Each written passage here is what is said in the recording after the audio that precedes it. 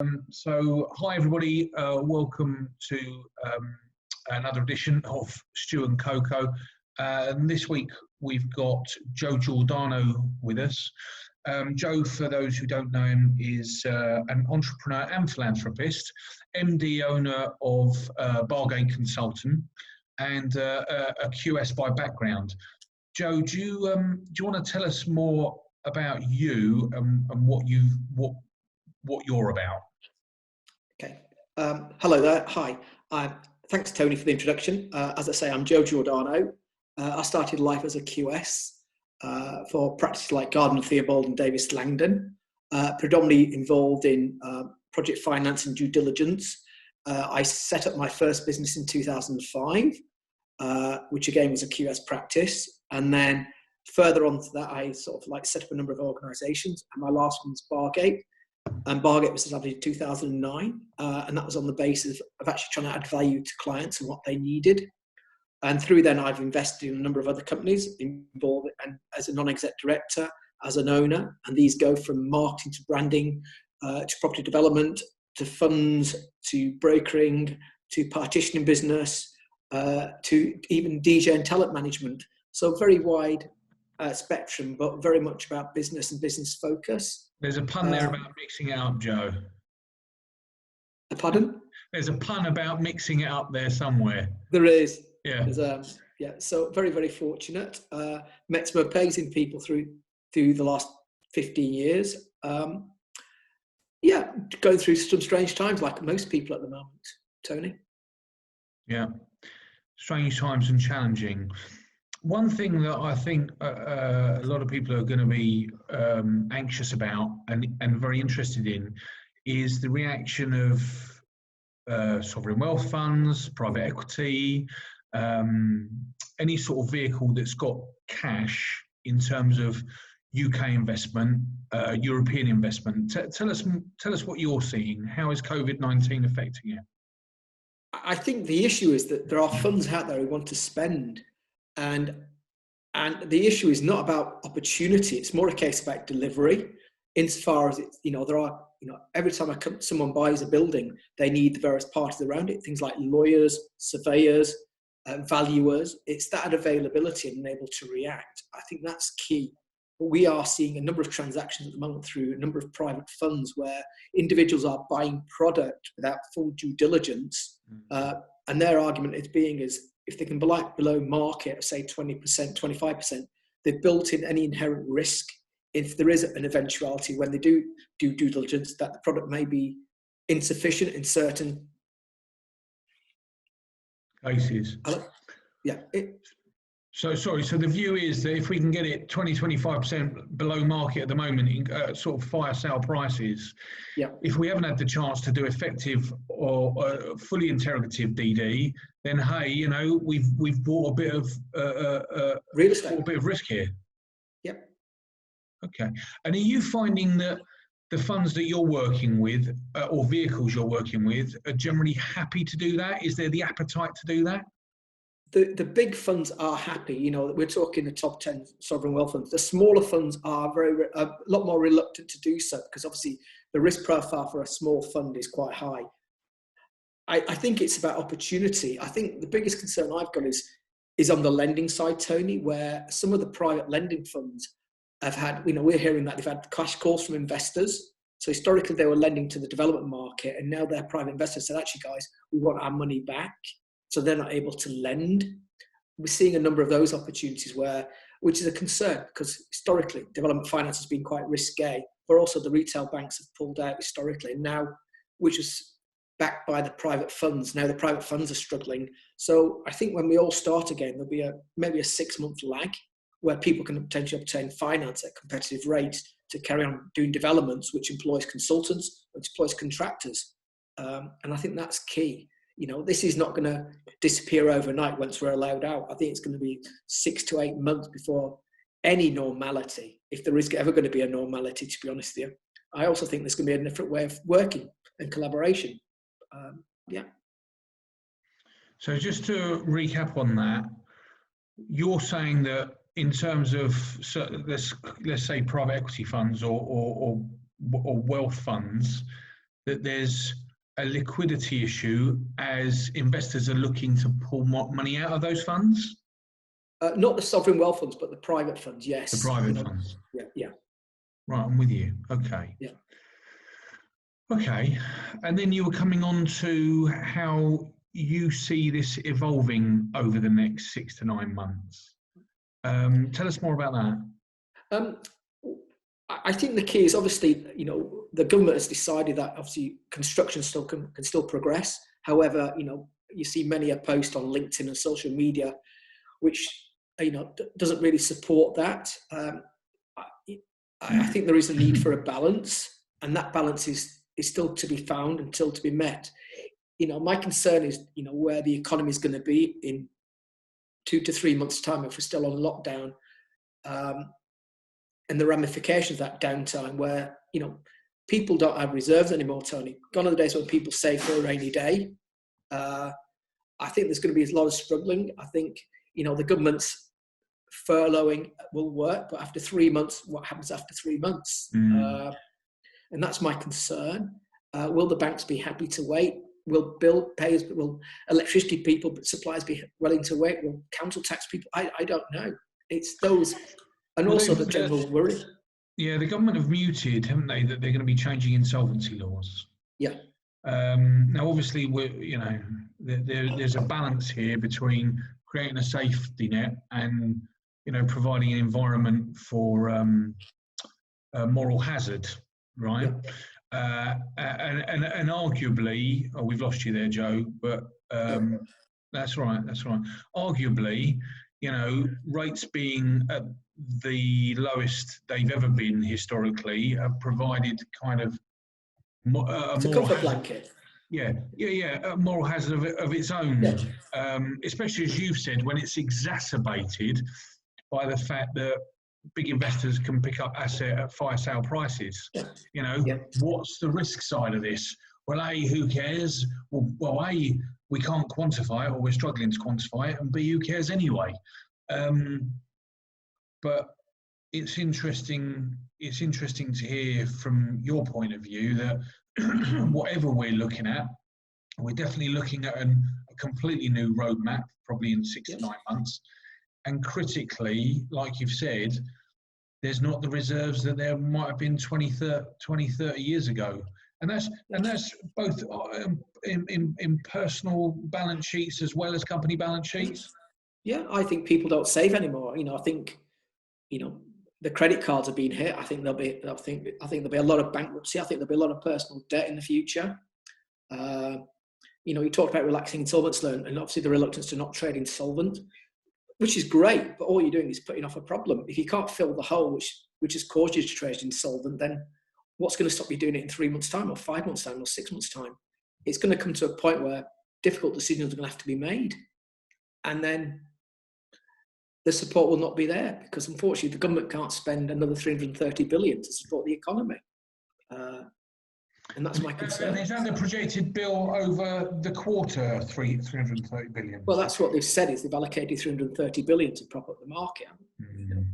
And when you're at, that's, with respect, that's people's tax bills going up next year, national insurance, it's going to have to be paid somewhere. It's not, and there's going to be potentially 4 years of pain to trying to cover that. Yeah, potentially 4 years and some. And the rest. Yeah, and the rest. Yeah. What's your view in terms of relaxing some of the current social distancing requirements? Because I know that a lot of our clients, in fact, most of our contractors, are now calling to reopen sites, certainly after Easter. I know Barclay Southern went back to site this week, or certainly last week, and then this week again.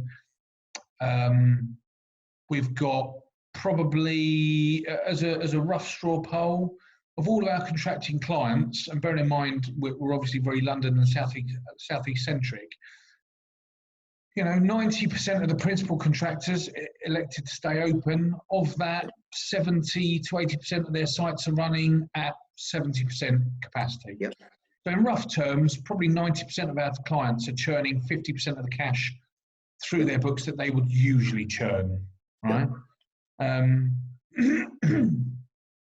mean, my personal view is that we need to, get people back on site and back working again. But what are your thoughts? I agree with you. I think there's a fine balance between the difficult question is, and hopefully unfortunately people have died, and that's unfortunate. But how many of those people have died anyway, given their inherent illnesses or underlying illnesses? Or also, you seem to forget that most building sites are very PPE orientated. They have hard hats, they have protective boots, they have goggles, most of them wear gloves. Basically, it becomes a case of we wear a mask, and that seems to be the way forward.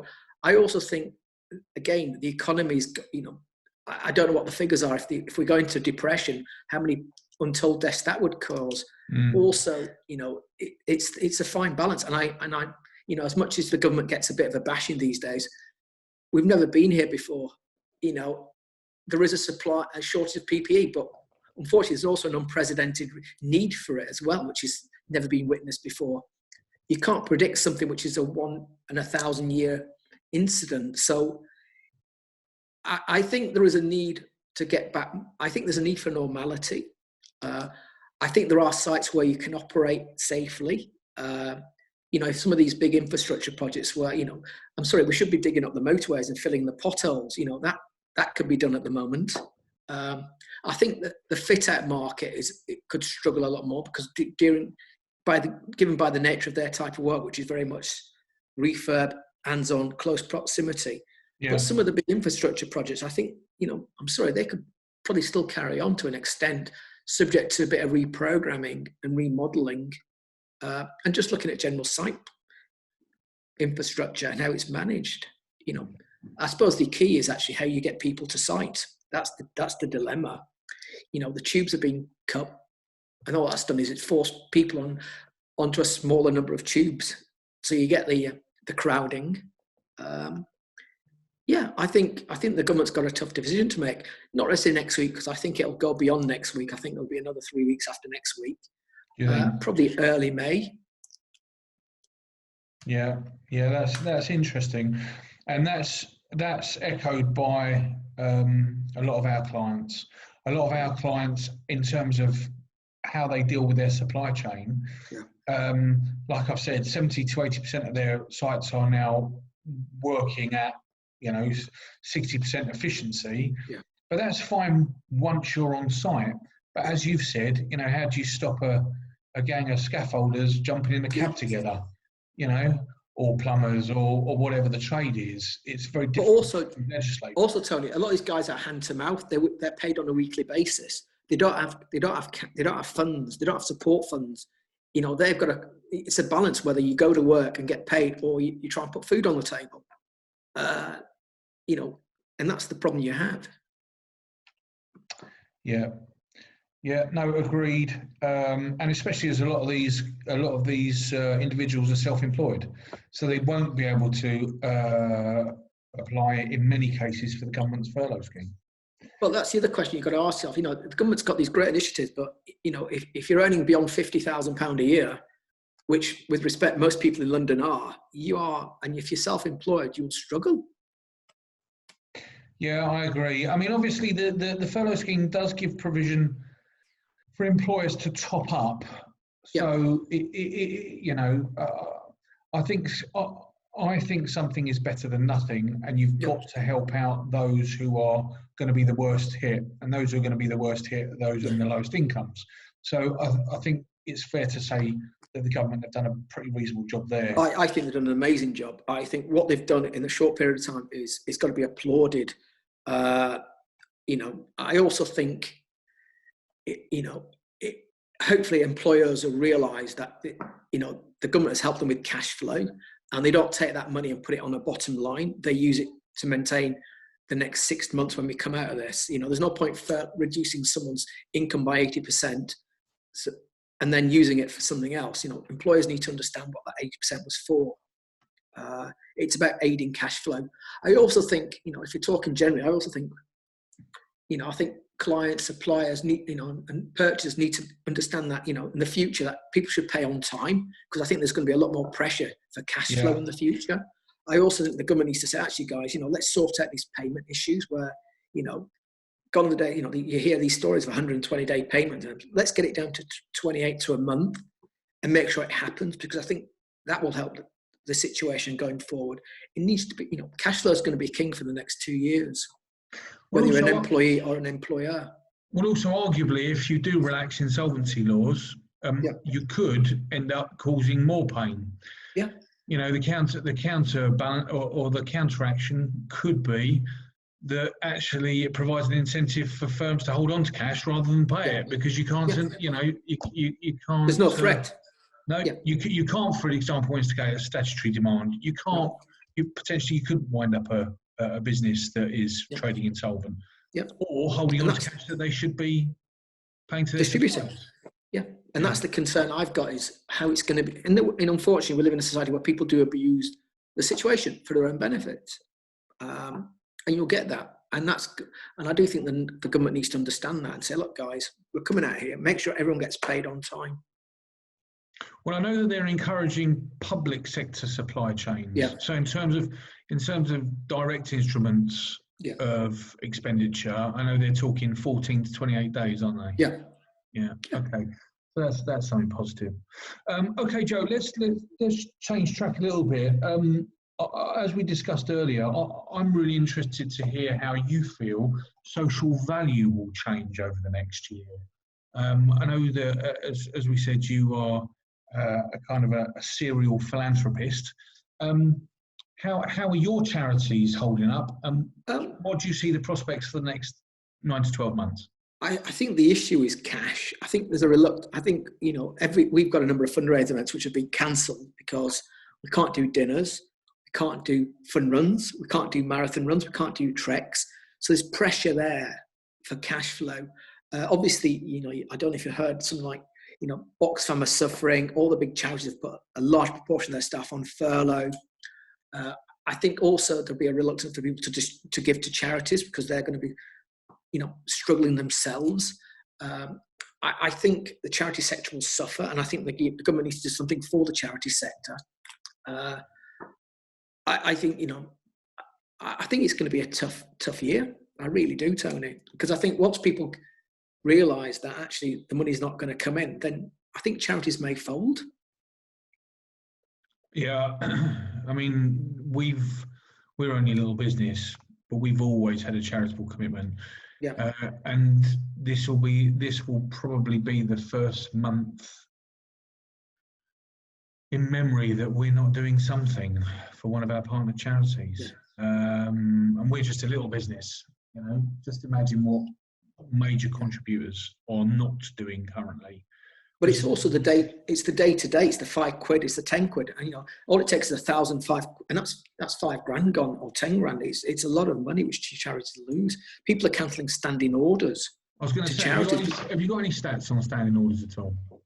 I haven't, unfortunately, but I think that I'm hearing the stories where people are just cancelling left, right, and centre because they can't afford that £5 a month. It seems petty, but I'm sorry, but it's people's livelihoods.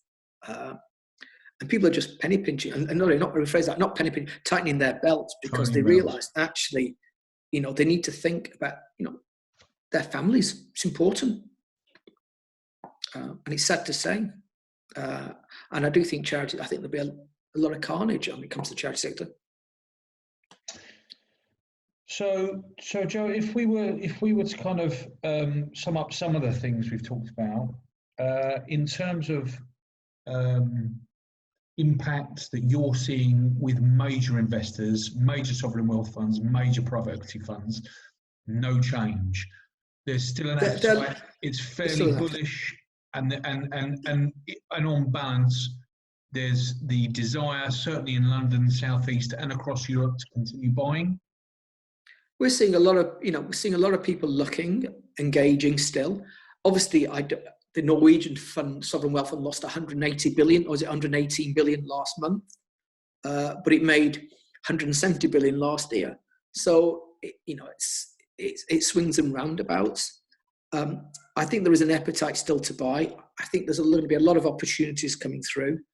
But we're talking the big 200, 300, 400 billion pound funds here. The smaller ones will struggle because I think a lot of their investors may actually just pull out or say, actually, guys, we're going to hold on to our money and see where the market goes, because a lot more price sensitive. I think there may be a different way of thinking, Tony, moving forward. You talked about what's going to happen I hope you talked about social values earlier on. I hope we all learn a lesson. I hope we're all nicer to each other.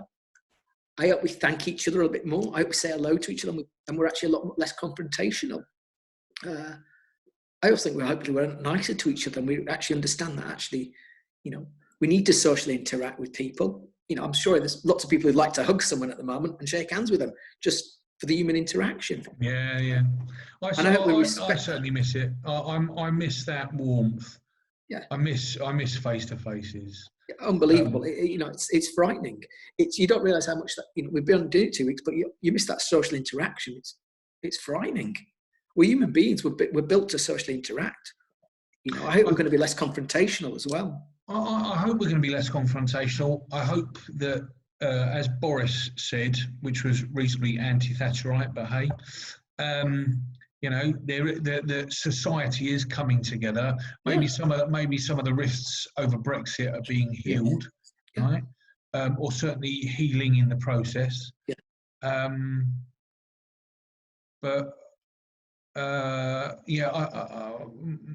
My view is that I think, like we've said, there's this economic balance with the social and life balance, and one of the questions we have at the moment is how much longer do you potentially put this generation, tomorrow's generation, and the further generation into huge levels of debt at the cost of potentially saving lives, especially when there's no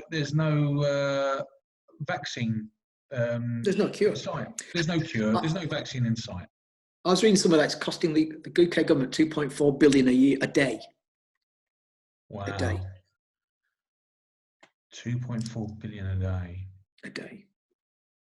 Coming on to some of the other things you've said in terms of how construction can respond. Yep. We've already got extensive use of 5-point PPE. If existing contractors are only committed to 3-point PPE, now is the time to make the leap potentially to 6-point PPE. Yep.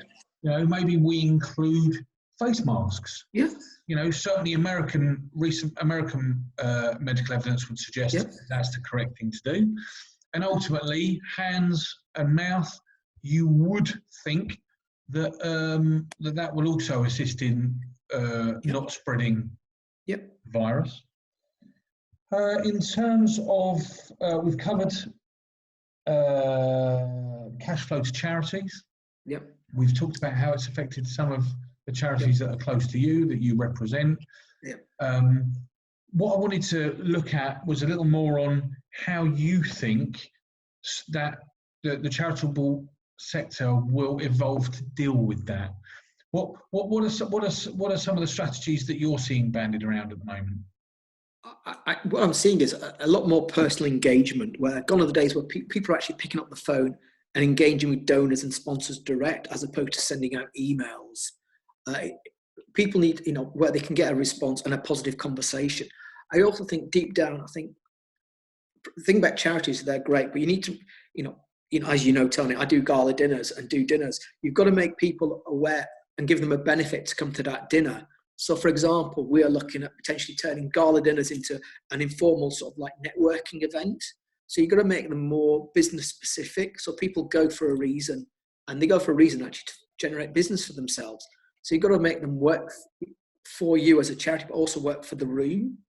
Because it's difficult, gone are the days when you can do 400 or 500 people at a hotel. You've got to make them work for themselves, and that's important.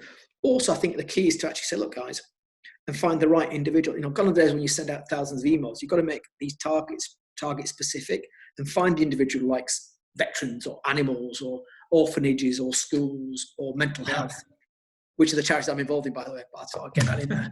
So, hey, come on. Good plug. You like that one? So I think it's important. I think as an industry, we're great. As a society, we do okay, but I think we could do better as a society. I think maybe, again, Tony, I think people may come out here and think, actually, I don't need that big car anymore. I don't need that big house anymore. I don't need the latest TV or the latest phone. What I need is social interaction. I need to be with people. And hopefully we'll learn from this lesson that, people are important. Agreed. The other thing I think that's going to come out of this is I think there's going to be much more scrutiny by UK consumers as to where their products are coming from, where their products are manufactured, how they're handled, what those supply chains look like, the transparency behind them. I still find it bizarre that I'm talking to contractors, principal and subcontractors, who are obviously struggling to get kit out of Italy at the moment. And when I'm challenging them to look, source UK, your source UK fabrication, it's not that they can't get it, it's that it's still expensive. At which point you're then saying, well, how is UK fabrication significantly cheaper than it is in Spain and Italy? Well, in Spain and Italy, potentially there are screwdriver factories that are importing it from China, bolting it together, and it's still cheaper, right? It's the chain of command, Tony. Yeah. And the problem is they're buying it by something that's so cheap in Southeast Asia or in China, as you say, and repackaging it and then selling it on. I also think, if you look at the cost difference, it's actually not that different because it guarantees your supply chain. With respect, if you're late on a project because you're waiting for marble from Italy, it's going to cost you tens and hundreds of thousands of pounds. So that £10,000 it would have cost you extra over. Have you actually saved any money? Probably not. Also, the time involved to actually procure these things from an overseas country is actually quite hard and quite high. So you need to factor in a longer. But I agree with you. I think that the UK needs to look at how it supplies things, not just construction, but food, and how we procure that kind of stuff. Yeah, I agree. FMCG. Food, consumer durables. For me personally, as a dad and as a kind of financial leader of a household and a company, I'm now much more aware of where stuff is coming from. And I think we need to have, how often in the last 10 years have we bought things that have broken within 6 to 12 months, and you've gone and bought another one at the same low unit cost. I'm hoping that whatever it is, whether it's TVs, fridges, machine tools, obviously the same doesn't apply to food and perishables, but that we take a longer term view, and a longer term view which might longevity. Right, it might increase our capex effectively, but our opex is reduced, and guess what? It's better for the planet as well. Well, the life cycle. Well, you've seen, I've seen all these pictures about the planet. The rivers in Venice are actually clear for the first time in 10 years, 15 years. Wow. It's frightening. The jet stream is actually in the process of rebalancing itself because there's no planes flying around the world anymore. The world is actually healing itself bizarrely, and how quickly it's done that in the space of 4 weeks, 5 weeks. Maybe we need to do this every year. We need to stop for a month and let the world heal itself. And give the planet a break. Yeah. Maybe this is... That's an interesting one. Give the planet a break for a month. Yeah. Yeah, I like it. You think about it, we've only got one planet, and, all this stuff with, extension rebellion, I beg your pardon, but, it's... You look at the statistics, ozone down. The ozone layer is actually fixing itself for the first time really quickly. Pollution levels have dropped fundamentally around the world. You go around, I live in southwest London, I can hear birds for the first time in years, my morning run, my exercise one a day. It's brilliant. There's no pollution. There's no cars. It's amazing. And, when you do see people say hello, albeit from 2 meters away, but there's like a recognition that we all exist now. Yeah.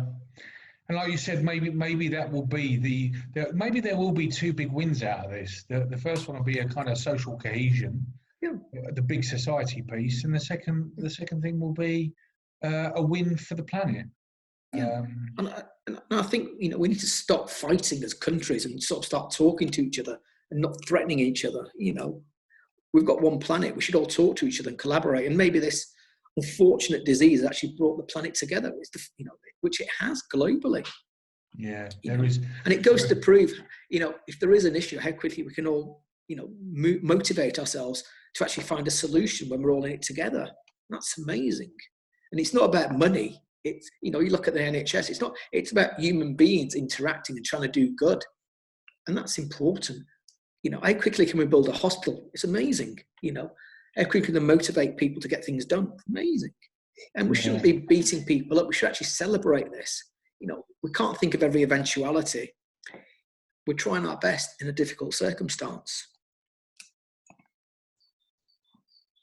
But it's at times like this you see the best in the human condition. Well, look, Joe, thank you very much for your time and input today. Thoroughly enjoyed it, and I wish you well, good health, and see you again soon. Yeah, stay safe, mate. Thanks, Joe.